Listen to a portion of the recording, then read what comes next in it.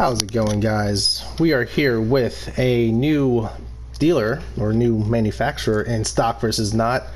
We are back in the Americas, and as you can see, we are in the 2015 Dodge Charger SRT Hellcat. So I believe if you're looking at the lineup, it's on the far end when it comes to power.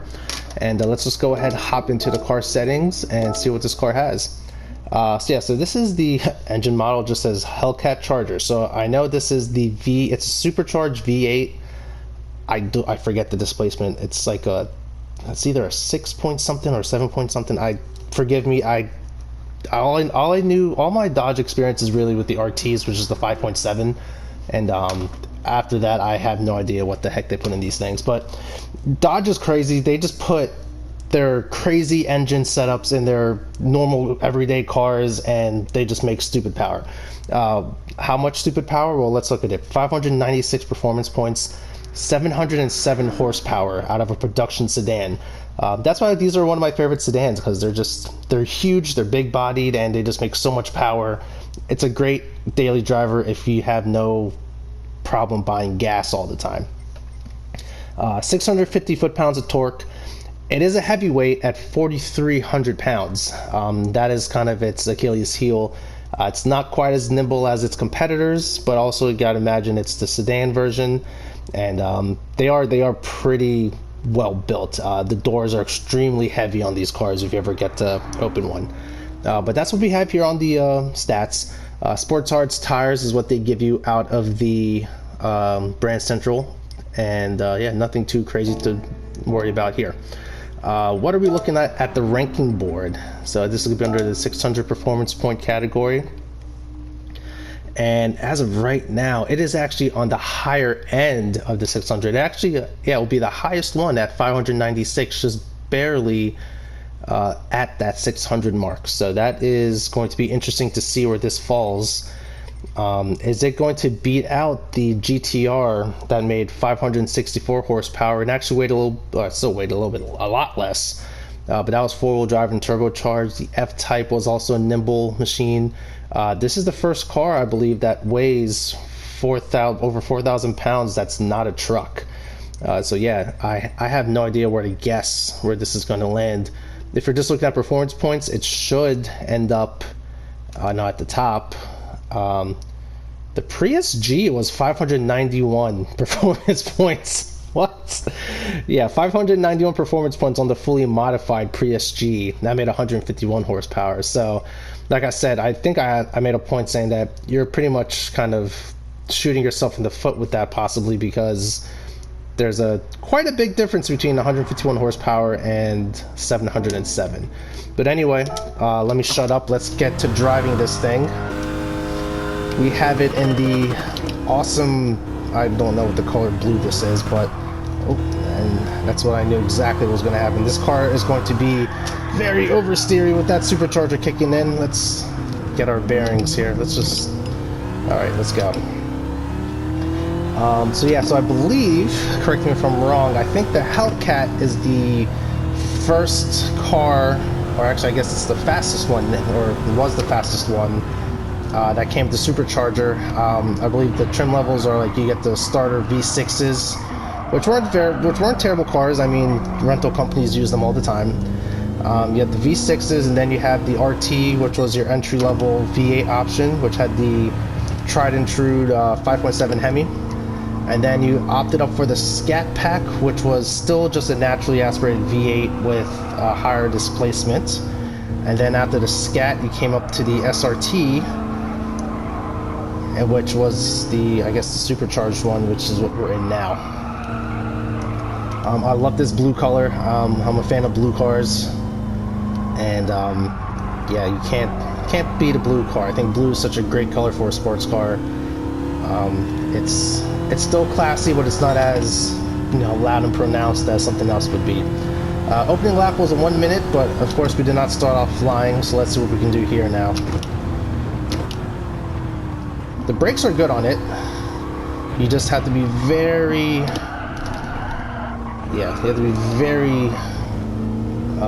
what's it called? Conscious of your inputs, because you need to be very gingerly on the loud pedal. That supercharger, it will kick you out. These Sports Hards tires are not the best to keep all that torque down.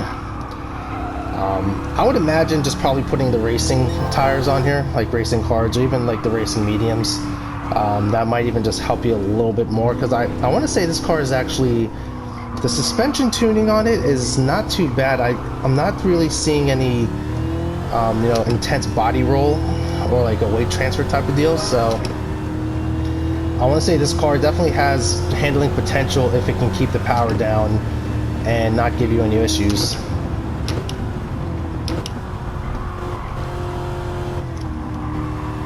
Alright, let's go ahead and make this turn here. Should be all right there. And again, this is, when it comes to American sedans, this is one of my favorite ones.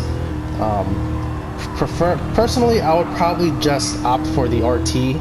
I don't need 700 horsepower in my sedans. It's a lot of power, especially if I'm just going to consider using it as a daily. And like a sedan, you know, you're going to haul some people around. I think an RT is plenty of fun for the money there. All right, let's go finish her off there. 57.681 on our stock configuration. Let's see where that puts us.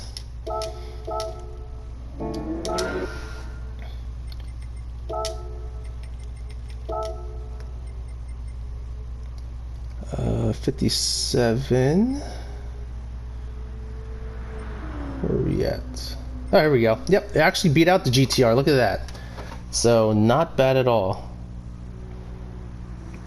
Yeah, not bad at all. So those darn Priuses are just it's just super fast, I guess. But no, that is not a bad time for a stock vehicle with that much power.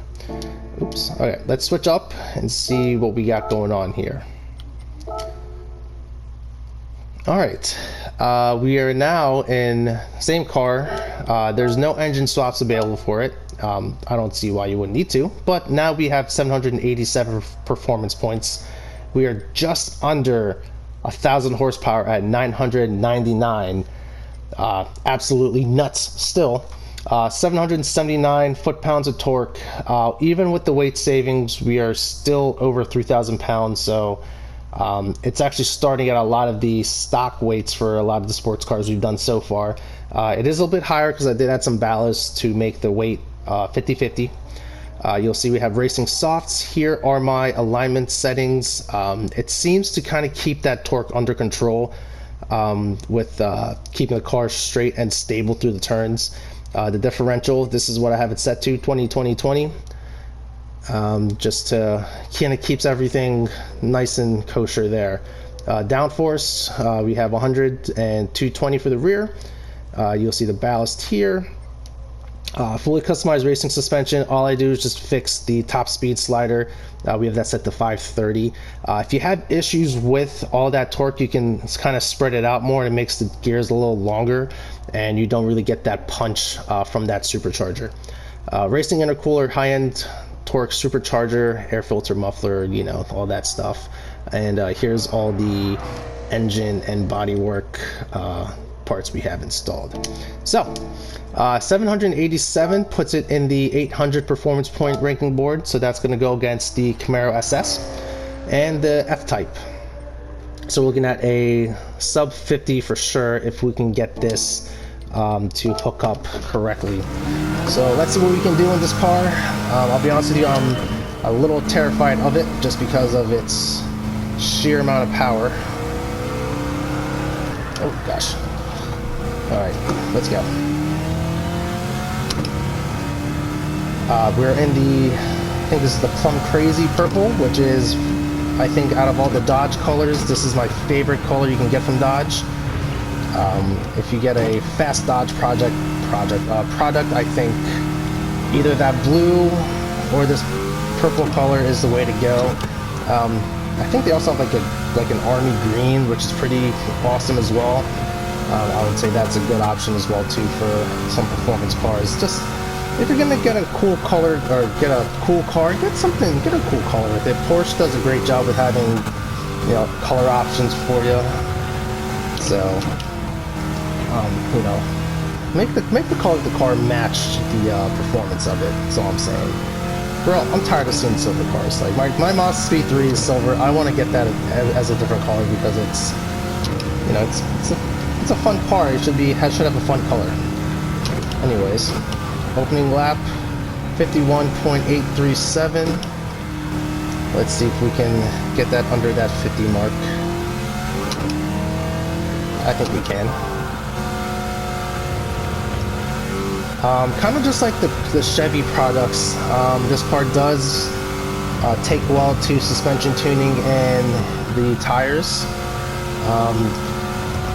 With the 1,000 horsepower and all that torque, it actually isn't too terrible to control as long as you, again, are very mindful of your inputs and how much you're asking for it. And the differential also does help you dig out of those corners. I don't know if the weight is a factor of it not really scooting along this track, but we'll see what we can do. With it being the fully modified car, we typically will do about 3 to 5 laps, see if we can get some decent lap times out of it, depending on how my driving is. And I'll tell you this, for a car that probably wasn't designed to go around such a technical track like this, it now is doing not too bad. A little bit of oversteer there, but nice little correction. Get back down the lap. Those differentials are working very nicely, keeping those wheels, you know, not spinning and actually keeping the power on the pavement.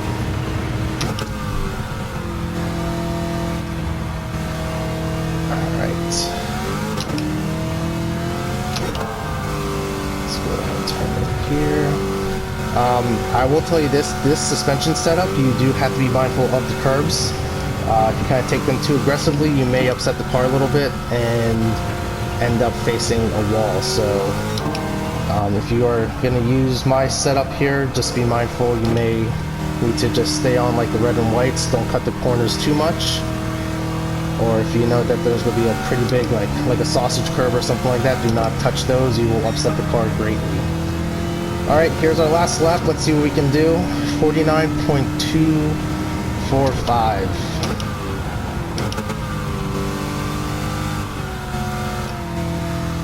Not a bad car. Not a bad car at all. Could probably mess with the gearing a little bit more to get to accelerate faster, but I think it's, almost lost it there. Let's see if we can save some time.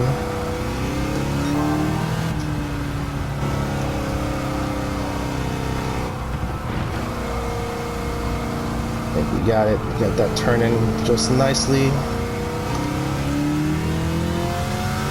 And here we go. 48.958. Not a bad lap, and not a bad car at all. Let's see what we got.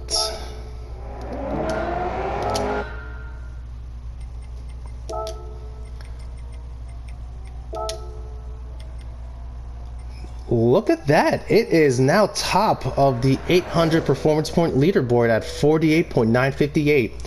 And I'm quite surprised because the car, honestly, driving it did not feel fast, which is, I guess, good. Very controllable, very steady. Did that put it on the overall board at all? 48, yeah, it should, yeah.